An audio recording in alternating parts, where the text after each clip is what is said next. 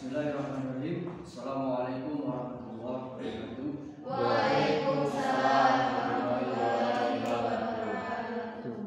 Alhamdulillah, adik-adik sekalian, hari ini kita masih bisa bertemu lagi. Insyaallah untuk hari ini kita memasuki pertemuan kita yang pertama, yakni membahas mengenai surah Al-Ma'un yang berkenaan dengan anak-anak yatim juga fakir miskin. Insyaallah materi kita berhubungan dengan materi yang telah disampaikan oleh Ustazah Abdul Hakim. Ya anak-anak sekalian, sebelumnya kakak mau bertanya terlebih dahulu berkenaan dengan anak yatim. Kira-kira di benak pikiran adik-adik sekalian, anak yatim itu anak yang seperti apa sih? Gak ada ibu, gak ada ayah, Gak ada bapak dan gak ada ibu. Jadi ketika adik-adik bertemu dengan anak yatim, kira-kira apa yang adik-adik rasakan? sedih. Nah, dalam hal ini langsung saja kita bahas. Terdapat satu surah yang membahas tentang anak yatim juga fakir miskin. Insyaallah kita langsung bahas mengenai surah Al-Ma'un.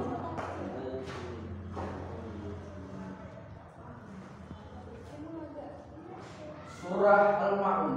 Ada yang pernah dengar tentang surah Al-Ma'un adik-adik sekalian? Itu berada di juz berapa? Sama 30. Jadi kita sebelumnya akan menjelajahi keindahan surah Al-Ma'un, membahas hukum tajwid, makna singkatnya, dan insya Allah kita membahas tentang hikmahnya. Yang pertama kita perkenalan dulu tentang surah Al-Ma'un.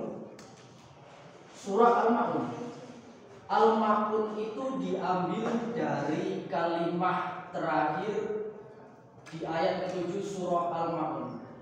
Ada yang tahu arti dari Al-Ma'un?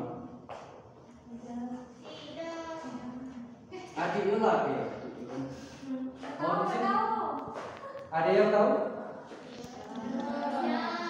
Oh.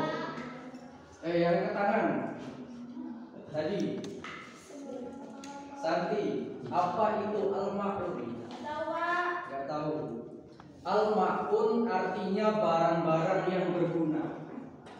Itu terdapat dalam surah Al-Ma'un ayat ke-7. Wa yamna'unal ma'un. Kemudian surah Al-Ma'un itu diturunkan di Mekah, maka disebut dengan surah Al-Ma'un. Surat ini terdiri dari 7 ayat, yang ayatnya itu menjelaskan ciri-ciri dari pendusta agama. Sebelum itu kita baca terlebih dahulu surah Al-Ma'un. Kakak baca satu ayat, kemudian adik-adik mengikuti. Baik, kakak akan bertanya. Sebelum membaca Quran, kita disunahkan untuk membaca apa? Ta'awuz. Ta'awuz apa bismillah? Ta'awuz bismillah. Baik, berarti sebelumnya kita membaca ta'awuz bersama-sama. Ta'awuznya mohon maaf di sini nggak ada, langsung ke Semarang. Jadi bersama-sama 1, 2, 3.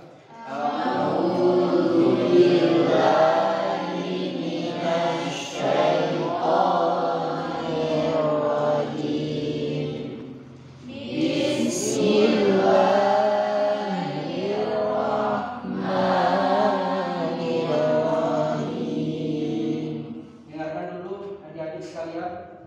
Ara'aital ladzi yukadzibu biddin. Ayo sama-sama. Ara'aital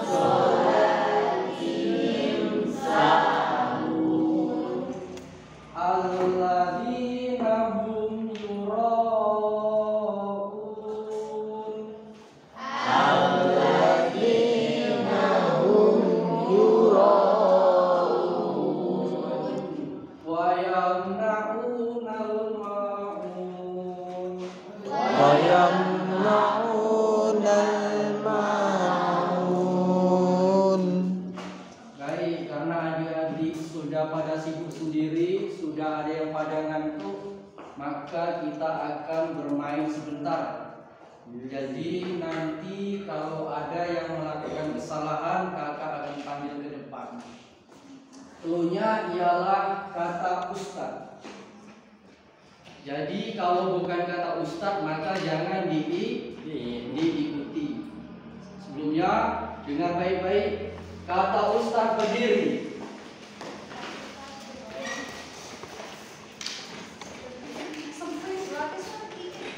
Bisa?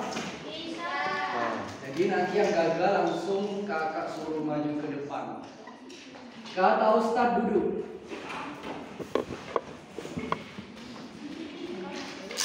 Berdiri. Kata ustad berdiri.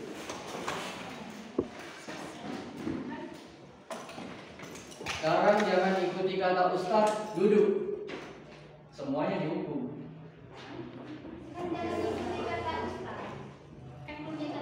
Sekarang jangan ikuti kata ustad, duduk.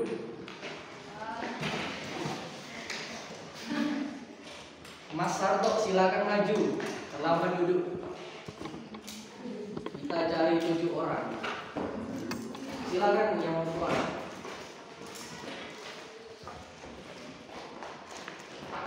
Mas Sarto silakan lihat cari kawan ya. Sekarang cluenya masih kata Sarto. Kata Sarto duduk. Berdiri. Kata Sarto berdiri.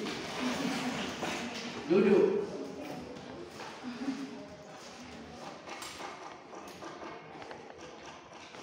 Ingat cluenya masih kata Sarto ya. Berdiri. Berdiri. Cluenya masih kata Sarto. Berdiri. Berdiri. Sudah, maju silakan.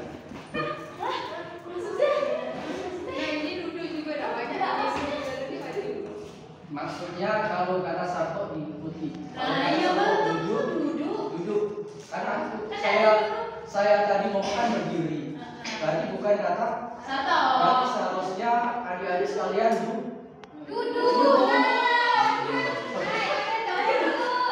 Ya, Rizky maju Rizky.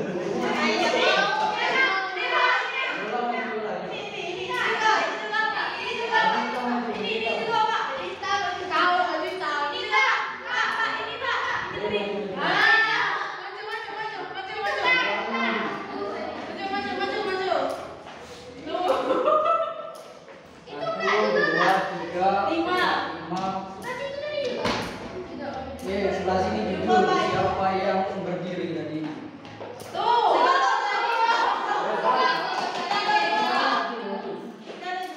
Kalau yang maju kita bisa pulang.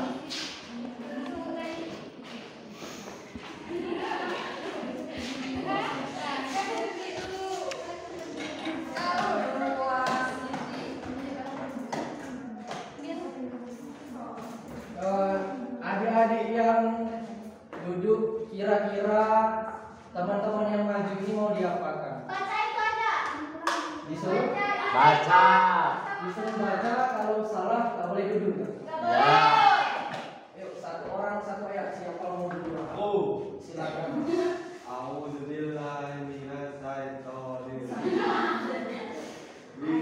Yang ketawa maju.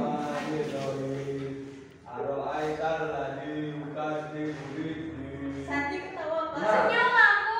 Langsung duduk Rizky. Yuk, siapa lagi yang kedua? Siapa? Boleh silakan. Salah, nggak boleh duduk. Siapa lagi?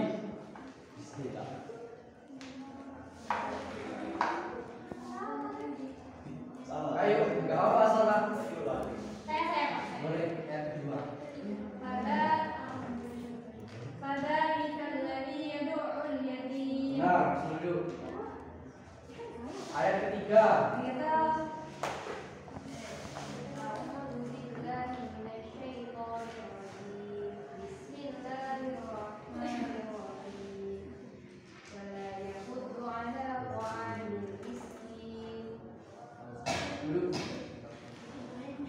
ayat keempat. Bismillahirrahmanirrahim. Fawailul lil musallin. Duduk. Lanjut ayat kelima. Adik sekalian, siapa tadi? Boleh. Alladzina hum an sholatihim sahun. Nanti. Lanjut. Ayat keenam. Kelima. Boleh silakan. Bismillahirrahmanirrahim. Alladzina hum an sholatihim sahun. Duduk. Ayat keenam. Yo, kakak besarkan ya. Nah, lihat yang ini yang tadi.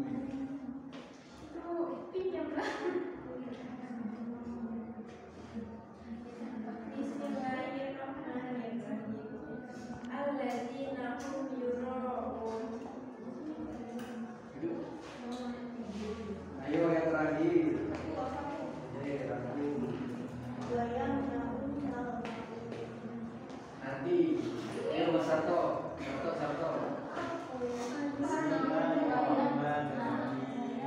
Wa yamna'unal ma'un. Duduk. Adina tuh mau baca yang mana? Yang ketiga. Gaya. Ke? Satu sampai enam. Sadaqallah. Padil mana Padil maju Padil.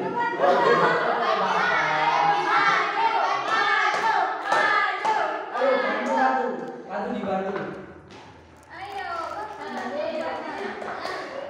Tadi tunjuk jangan suka sama ratu.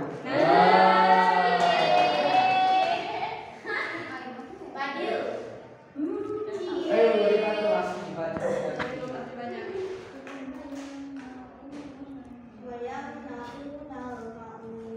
Nanti. Adik Padil boleh bantu.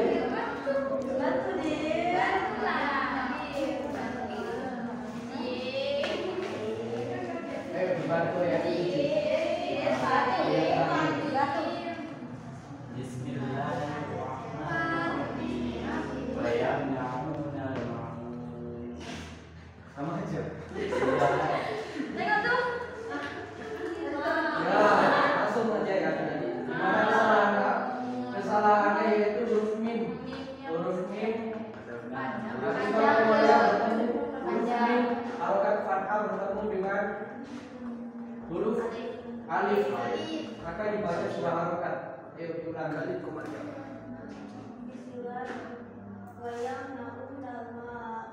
Nah, boleh duduk. Duduk. Kan baca.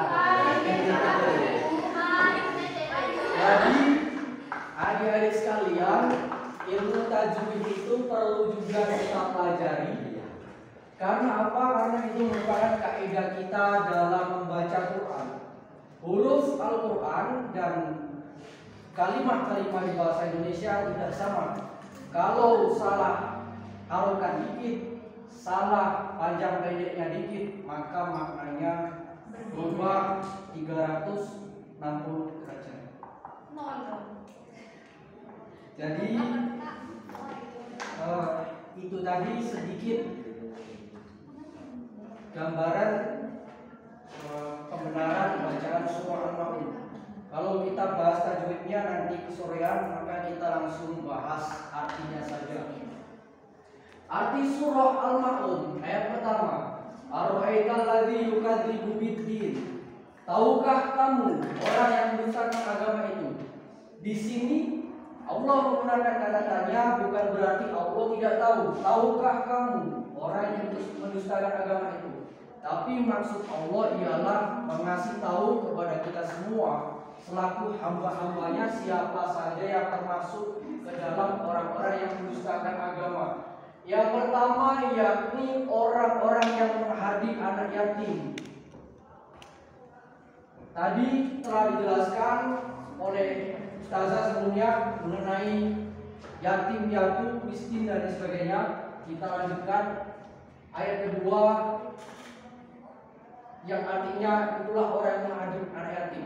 Maksud dari menghadir anak yatim itu yang pertama bisa jadi memarahi anak yatim, memukul anak yatim, dan tidak hanya itu saja adik-adik sekalian.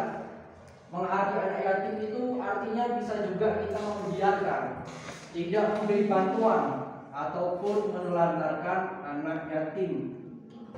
Jadi adik-adik mau nggak jadi perusta agama? Tidak. Kalau nggak mau maka jangan sampai menghadir anak yatim. Maka kita harus peduli dengan mereka dengan cara memberikan bantuan ataupun mengunjungi mereka di panti asuhan. Kemudian ayat ketiga, dan tidak mengajarkan untuk memberi makan orang miskin. Wala yahuddu ala ta'amil miskin. Tidak mau memberi makan orang miskin. Kita bayangkan bagaimana menderitanya orang-orang miskin yang ekonominya saja terkadang kurang terpenuhi. Kita bayangkan orang-orang di bawah kita yang penghasilannya kurang. Mereka sangat butuh uluran dari kita. Insya Allah kita semua di sini adalah orang-orang mampu. Kalau kita enggak memberikan bantuan, kita tidak mau memberikan makan, pertolongan kepada orang miskin, maka kita termasuk ke dalam orang-orang yang mendustakan agama. Ayat keempat, fawailul lil musallin, maka celakalah orang-orang yang sholat. Ini sebenarnya mengandung pertanyaan besar bagi kita semua. Kenapa orang yang sholat kok bisa celaka? Kenapa orang yang sudah sholat kok masih celaka? Ada yang bisa bantu jawab? Adik-adik sekalian. Karena apa? Baik, itu bisa kita terima. Orang yang telah sholat saja masih bisa celaka. Bagaimana dengan orang-orang yang meninggalkan sholat? Sholat itu adalah pembeda antara orang muslim dan orang kafir. Lanjut ke ayat keempat. Kita beralih ke ayat kelima. Alladzina hum an sholatihim sahun. Orang-orang yang lalai terhadap sholatnya. Maksud lalai itu gimana? Kita sholat tapi lalai, maksudnya kita sholat main-main. Bisa jadi kita sholat keburu-buru ataupun menunda-nunda tanpa alasan yang sangat urgen ataupun penting. Jadi jangan sampai kita termasuk orang yang celaka walaupun sudah melaksanakan sholat. Yang keenam, alladzina hum yura'un, orang-orang yang berbuat riya. Maksud riya ialah orang-orang yang melakukan kebaikan, baik itu ibadah Allah maupun muamalah yang tujuannya untuk dipertontonkan kepada orang lain. Misalnya Mas Sarto tadi sholat tahajud 50 rakaat. Nah, paginya itu cerita kepada adik-adik semua. Wah, aku malam tadi sholat tahajud 50 rakaat sampai kaki aku bengkak. Di situ aku doakan kamu segalanya supaya jadi orang kaya. Wah, itu namanya salah satunya riya. Ketahuilah adik-adik sekalian, riya merupakan salah satu syirik kecil. Karena kita merasa bahwasanya perbuatan baik yang kita lakukan itu atas kehendak kita sendiri tanpa izin Allah Subhanahu wa taala. Padahal hakikatnya mau kita baik, kita buruk, segala sesuatu itu terjadi karena atas izin Allah Subhanahu wa taala. Dan yang terakhir, enggan memberi bantuan. Maksud enggan memberi bantuan itu apa? Ada yang tahu? Santi, coba apa Santi? Tidak mau menolong orang lain. Tidak mau menolong orang lain. Fadil, apa itu orang yang enggan memberikan bantuan? Orang yang pelit. ya, orang yang pelit. Orang yang pelit bisa. Ini dari mana ini? WC Pak. Dari WC. Siapa namanya? Yana. Yana. Apa yang dimaksud dengan orang yang enggan memberikan bantuan di ayat ke-7?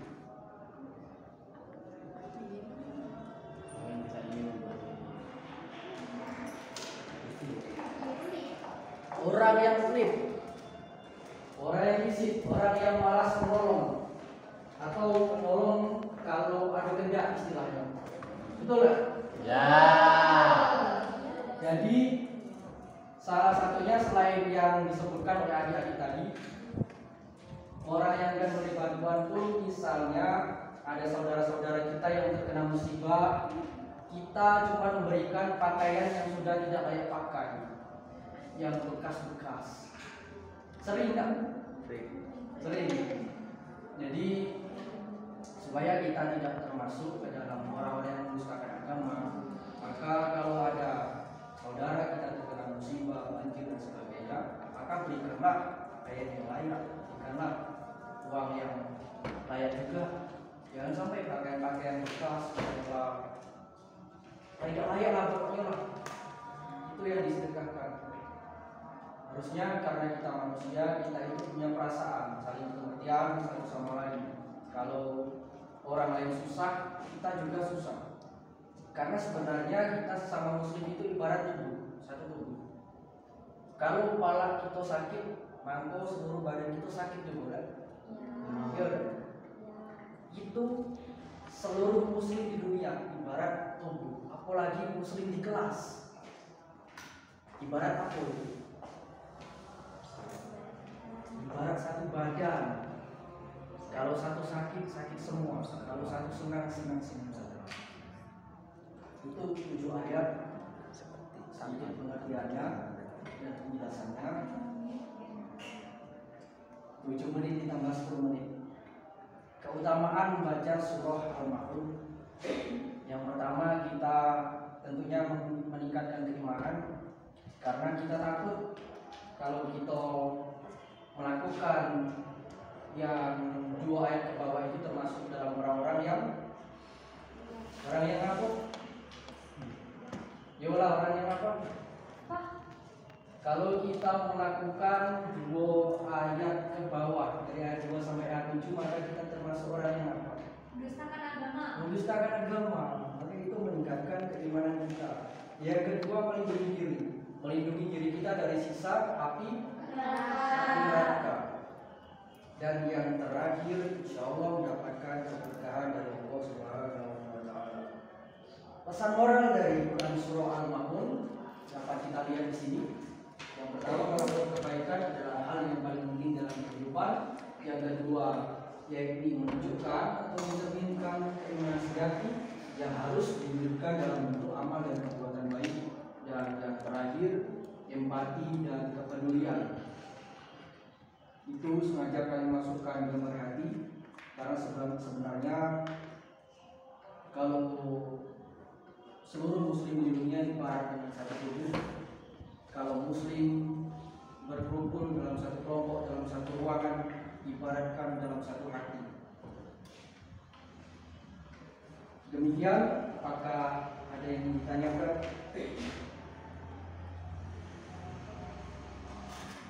Ada yang mau ditanya? Kalau nggak ada, kita tutup. Dikit ya Pak. Boleh. Katanya kan Pak tadi kalau muslim itu bagaikan satu hati.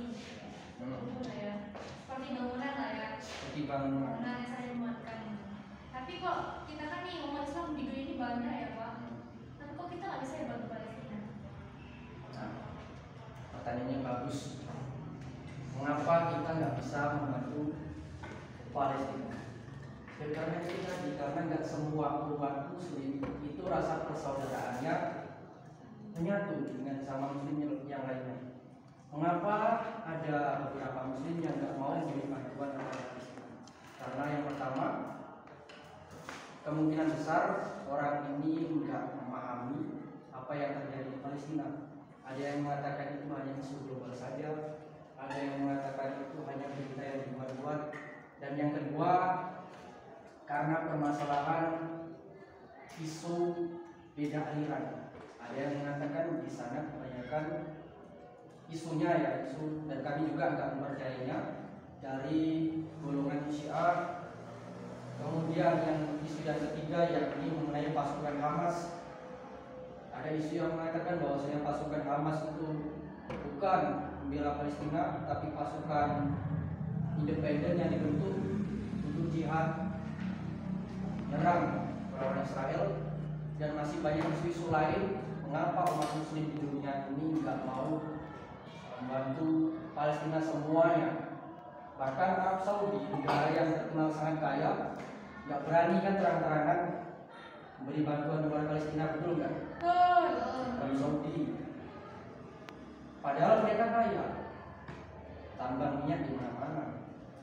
Jangankan bantu Palestina, bantu orang yang di depan kita, bantu orang yang di samping kiri kanan kita. Padahal kita muslim bukan? Muslim. Kita satu bangsa bukan? Kita saudara sekampus bukan? Kita saudara sekelas bukan? Nah itu saja dari yang tingkatan kecil saja itu masih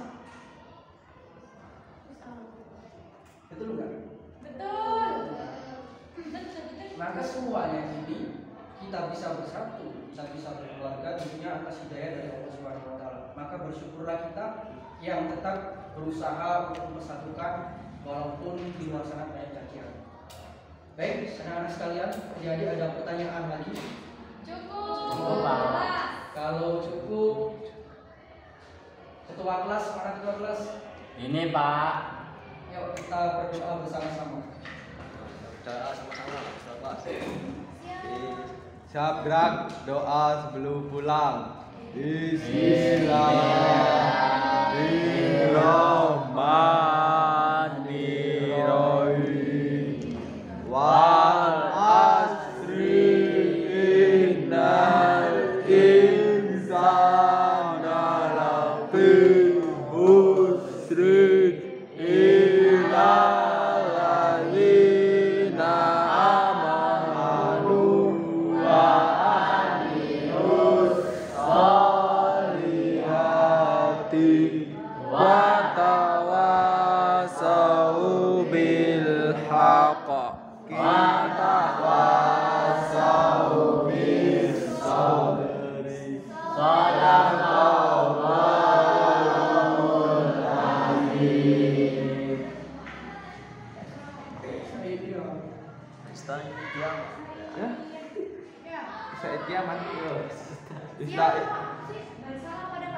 Siap gerak. Maju jalan. Hormat guys. Duduk yang rapi. Iya. Beri salam pada Ustadz Subeki Jagadinata. Assalam.